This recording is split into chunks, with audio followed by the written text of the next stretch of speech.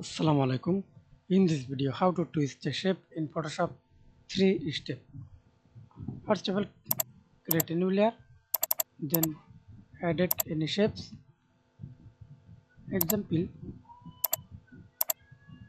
I added this shape, then right click on your mouse, convert to smart object, again right click on your mouse, trusted as layer, then step 1, press Ctrl T, click warp and twist tips, and step 2, press Ctrl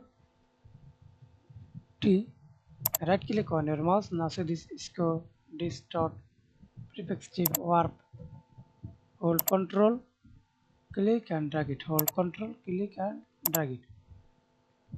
Step 3, go to filter, distort, twirl,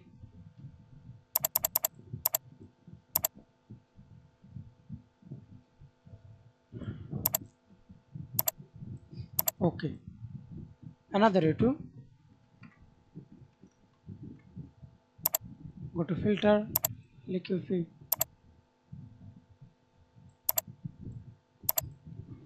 Okay, thanks for watching video. Please subscribe to my channel, like, comment.